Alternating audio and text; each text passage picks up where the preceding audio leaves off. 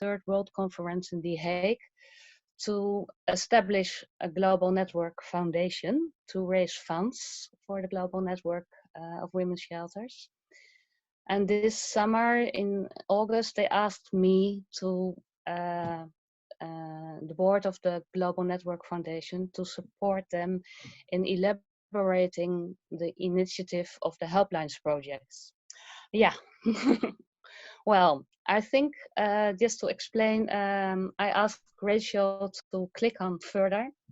So, but first, to help me with that, but first, I think to explain that the Helplines project is part of a bigger movement. The main goal is creating a worldwide women's safety web.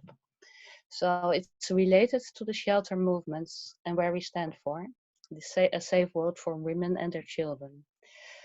But today in this webinar, I will explain you about the project steps, what we have done till so far, what we need to do next years. And I'm very honored that you are here to listen to it, to help us, and very honored that you have interest in this project. And Rachel, please, next one. We have an image of, we decided to create an image of where we are, what we want to create, a worldwide safety web, a website. Well, this is a kind of logo for it. Feel safe, Lila helps. I will explain a bit more about that later on. But first, I will give the word to Cindy Southwark. She's one of the initiators of this beautiful project. And she is one of the founding members of the Global Network of Women's Shelters. And please, Cindy, introduce yourself and please tell us why you took the initiative of this beautiful project. Thank you so much, and thank you to everyone for joining us today, and also to those of you who watch this later, since we're recording this webinar to share it with our sister advocates from around the world, our sister and brother advocates. And I also very much want to thank Rachel Gibson, my colleague, who's up at 6 in the morning to help us with this today, and then Anthony Carlisle from the Garden of Hope Foundation. Not only did the Garden of Hope host an amazing conference just a few weeks ago, but he's joining us today to help with any questions in the chat box. And so Rachel and Anthony might chime in with questions that you share in the chat box. You can also email Rachel. So I just want to say that when it comes to getting help around the world, it frustrates me that you can use an ATM machine to get cash in different currencies anywhere in the world, and it usually works. But we don't have the same ease of finding a solid, trustworthy, safe women's shelter or hotline or helpline for rape crisis or domestic violence or sexual harassment support.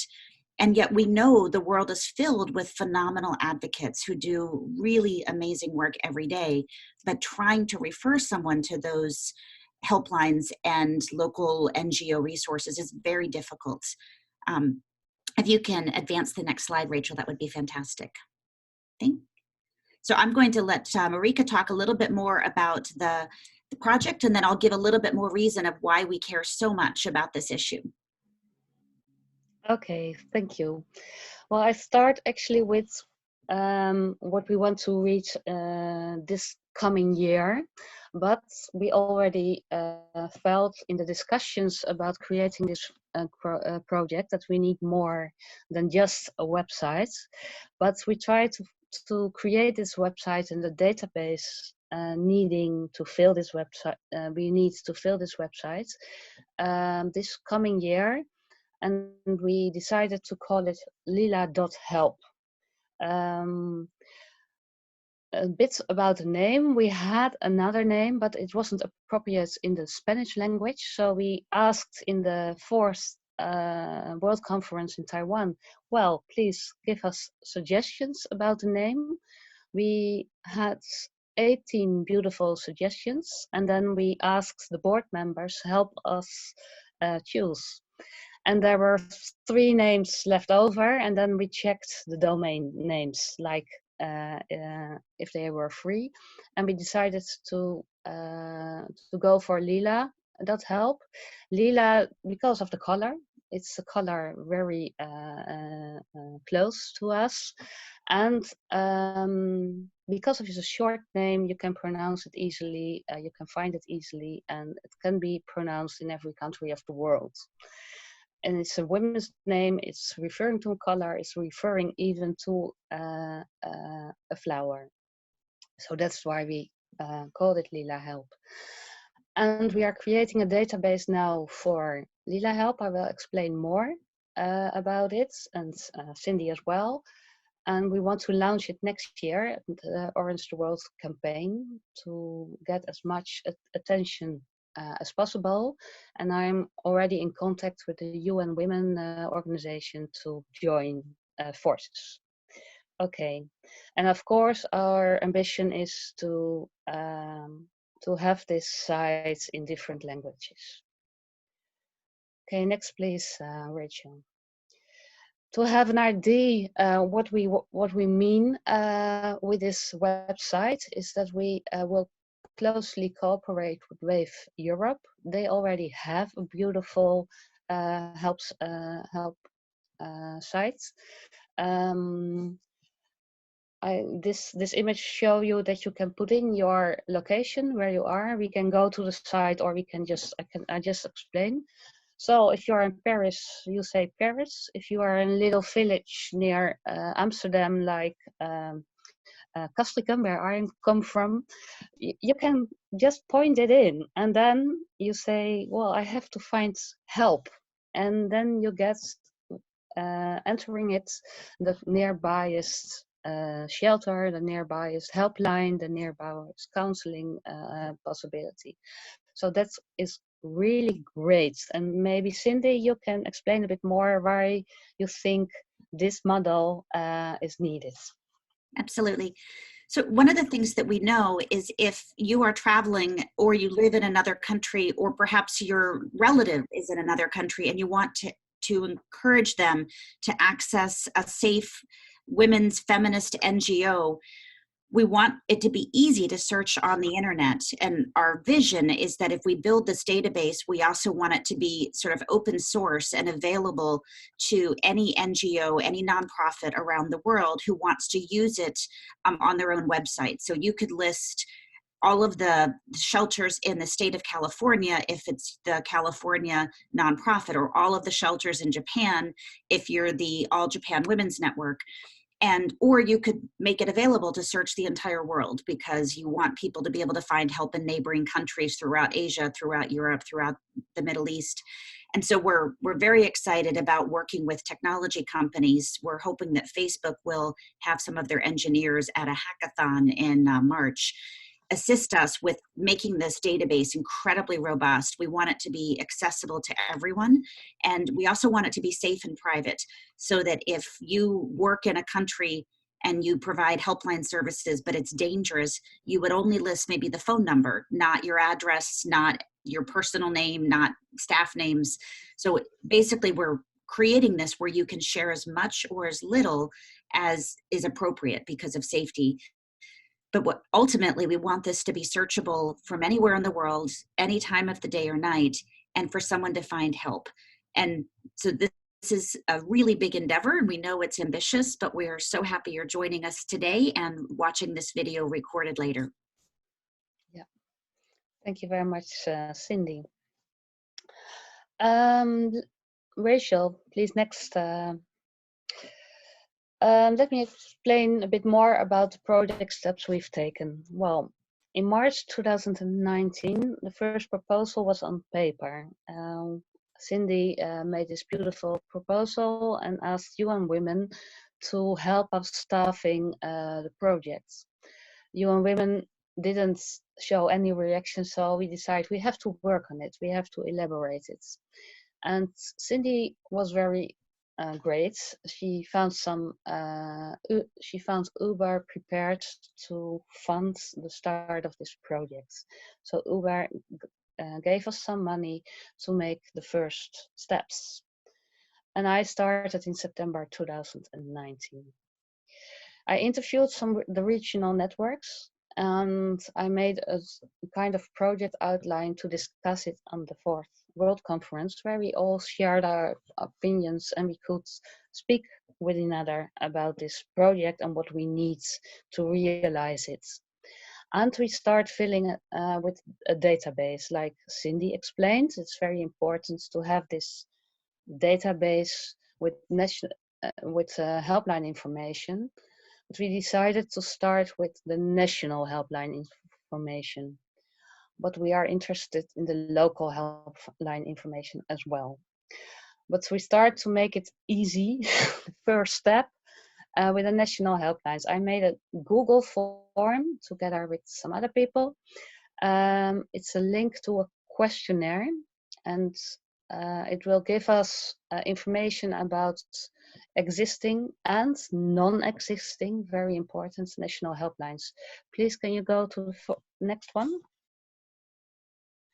This is a world map. We presented this world map as well on the fourth World Conference in Taiwan.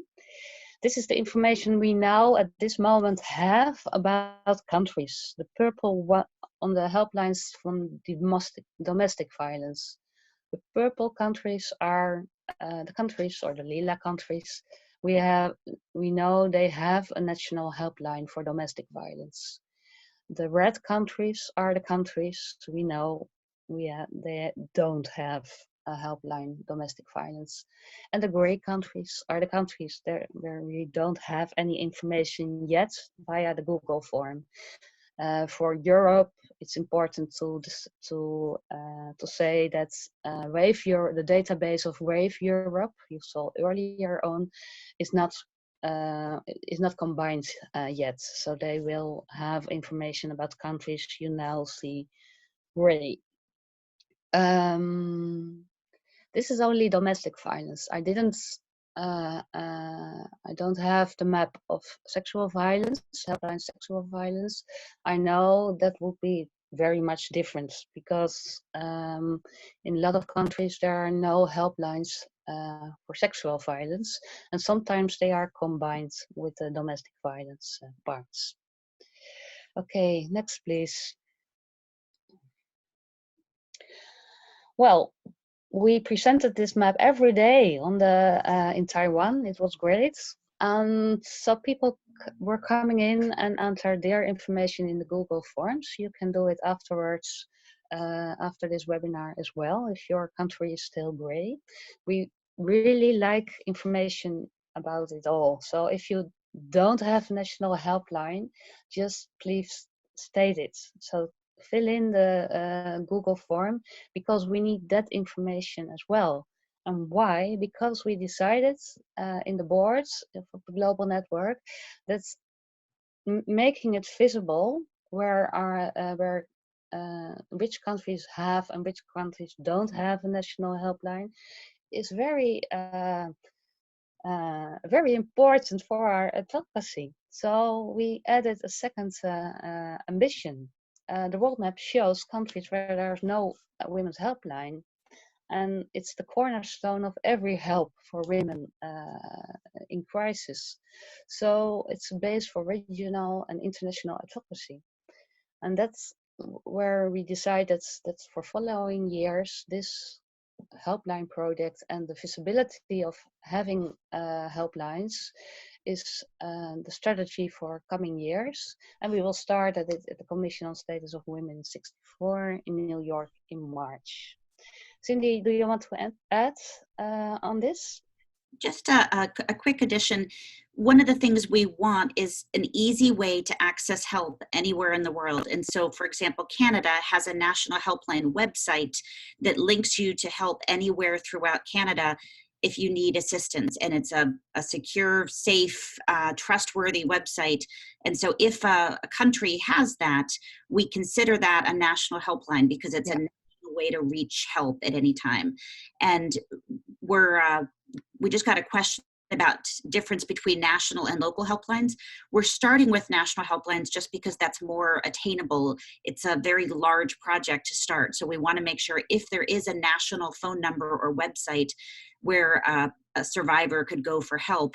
We're starting to list those, but our vision is to be able to list all of the local helplines and NGOs too, since we know that if you are in a small town, knowing where help is close to you is important, not just a national helpline. So we will be working first for national, then we will phase in the local NGOs. So we're collecting all of it, but for our primary focus right now is national. Yeah, thank you for that, Cindy. Because of that, the latest, we decided to have a Google form on the local helplines or your shelter information. Please fill in. So we create now, for now, we create two databases, one about the national helplines, just to make a first step and a first action.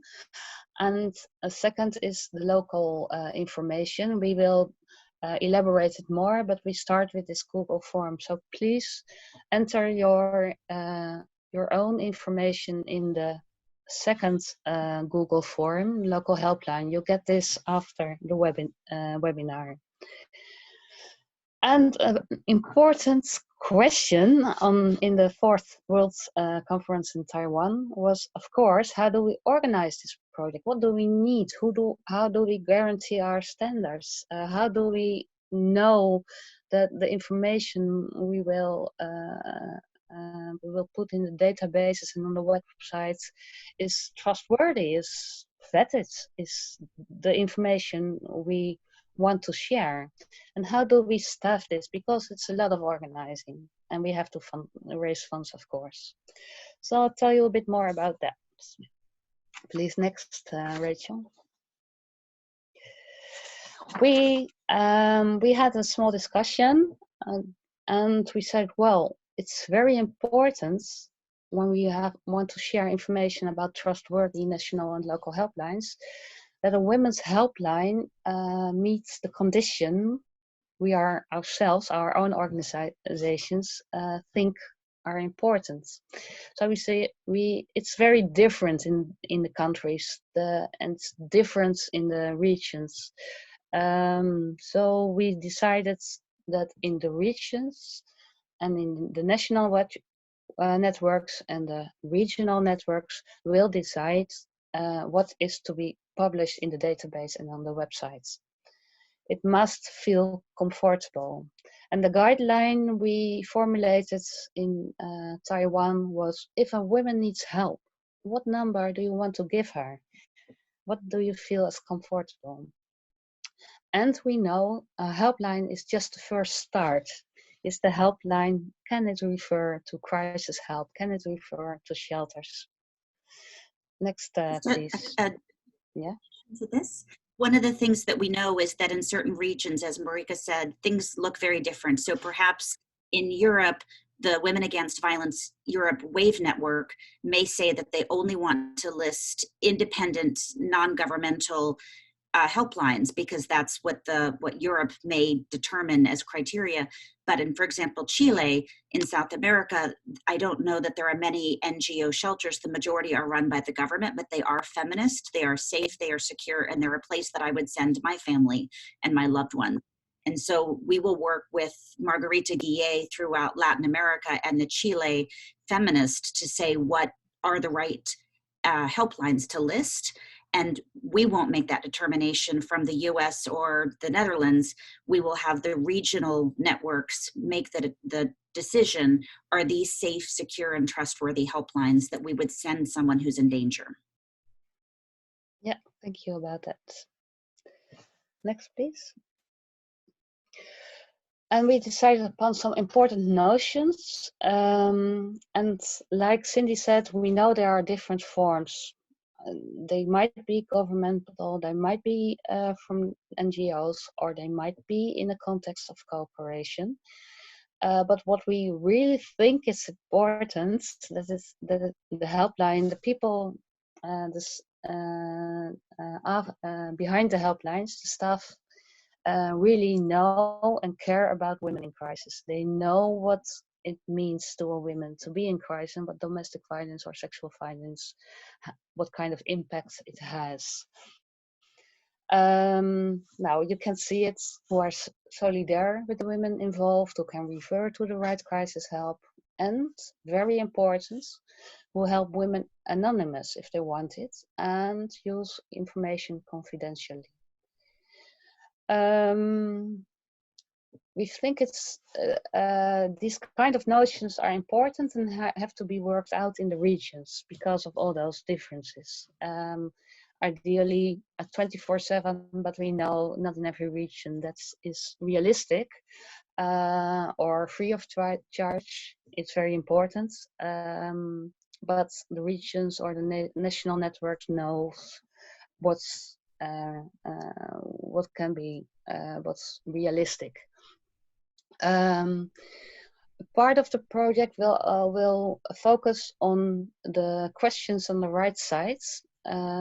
I think if we manage to fill the database and we manage to organize all information about helplines, and we will and we have our standards formulated, we might try to get into the next phase and to develop in future a kind of global network certificate or quality standards, or to just to make visible to governments that a helpline needs to meet certain standards to be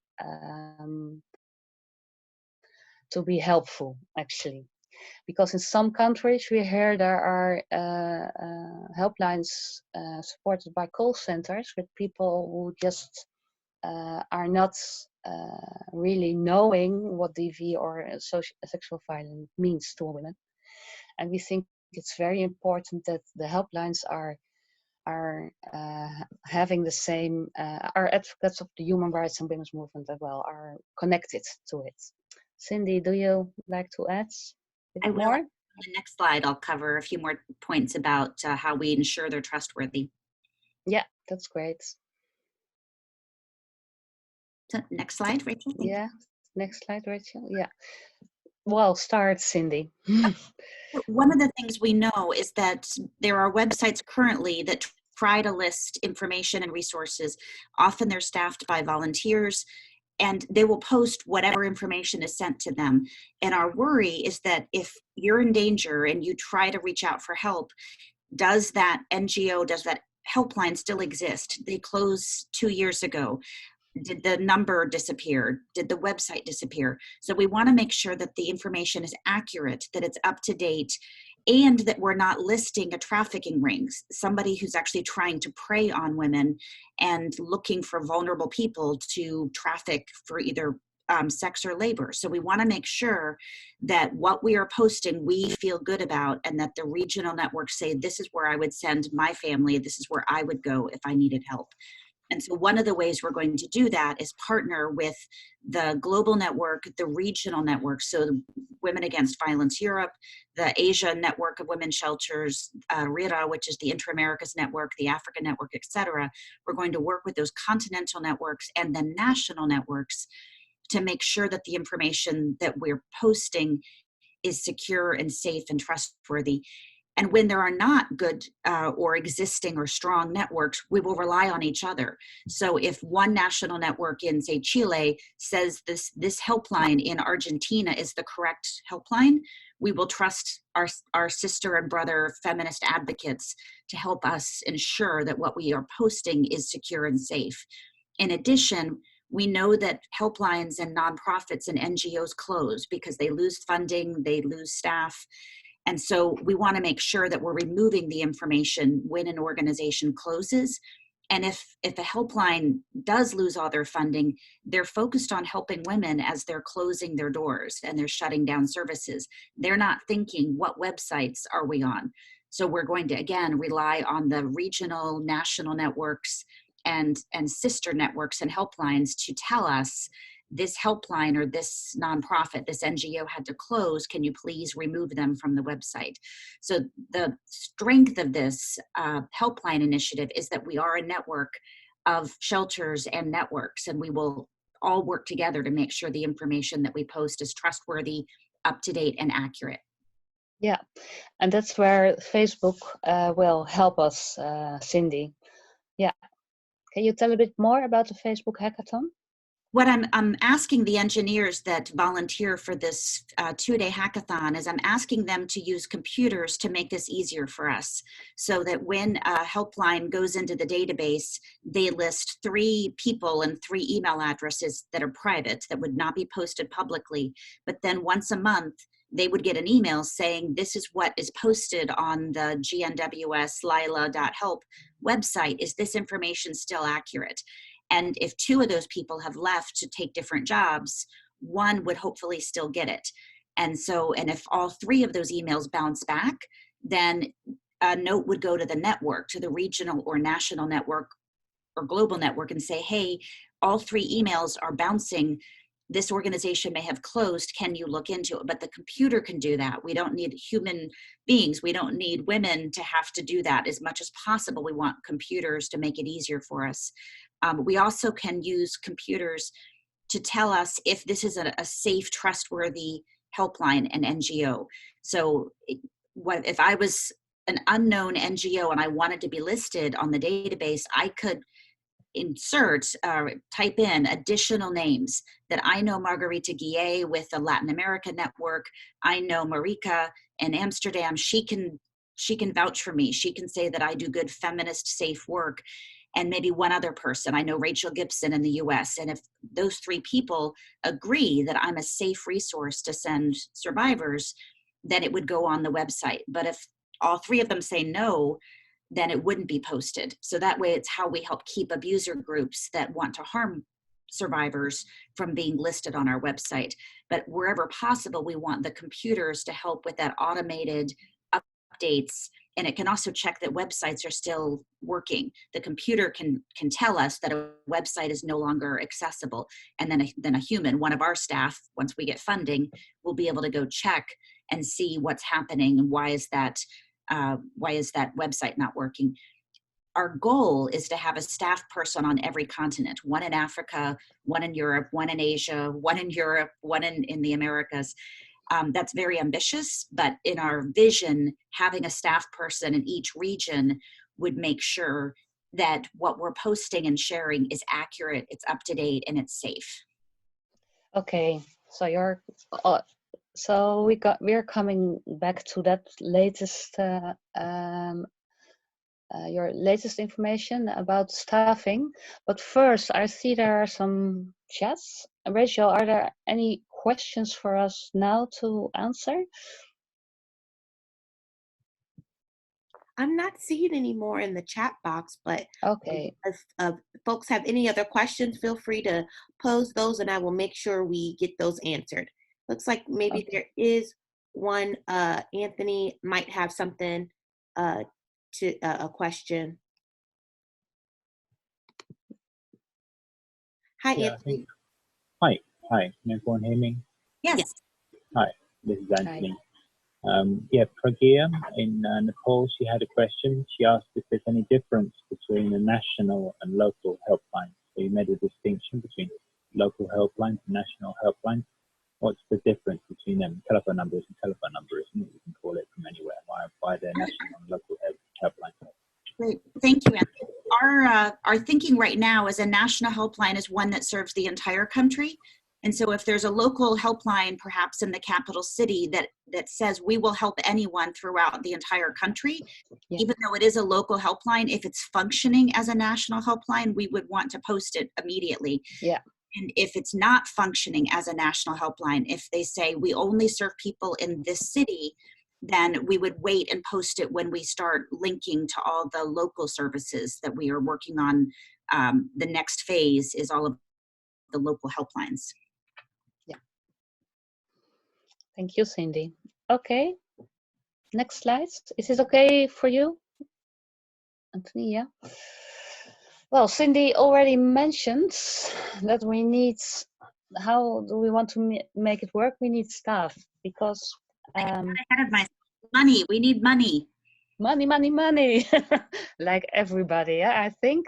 But I think it's important because we have a lot of work to do. It's not only creating a database and creating this website. We know it's the first step of making visible if help is available for women in crisis, women in need, and wherever they are in the world. So we were thinking, well, we have to broaden up a bit in this project. And I think it's very important to work closely together, and we need people who have time and capacity to work on this together. So we have to build a consistent and solid structure of working together to make our work in the world visible and important as well. So we are thinking of staffing in every part of the world, like Cindy said, and of course a coordinating staff member um, in the Netherlands or in Vienna and Wave Europe. We didn't decide yet. With the main tasks for the regions to coordinate the regional database and to support advocacy strategy for the national helplines, because we know that even in Europe, but in Asia, in Africa, in South America, it's very vulnerable work, because we know helplines disappear as well if a government change. And we have the examples. And well, we think it's very important to make it visible every time again, and to build a regional strategy to create national helplines in every country in the world. So that's why we need staffing and we need money to make this work. And very important as well, we know that if we campaign about the helplines, if we make it the world know that this website exists, that the helplines are important, we know that there will be more work for the shelters and for the crisis help. And it's very important because it's our ambition that women find easily help and will be helped. It's our ambition to make this visible, the fill up of the helplines, the need for crisis help, the issues women have when they are in crisis. So when we have staff in every region, we can collect information about our work and use it for strategy. Cindy, do you want to add? I just think I want all of the local NGOs around the world who are participating in this webinar to realize, to know that if we start publishing your information and then you start having more and more calls and more women coming to you for help, and we know that you need more funding from your governments and from foundations so that you can keep helping all of the survivors that need you. Yeah. Okay. Well, I'm working on the project plan and I think it's finished in January. And we start fundraising. We are already making connection to some funds, but in March we will present this project as well in New York, and that will be and we've tried to connect it with the evaluation of the Beijing Convention.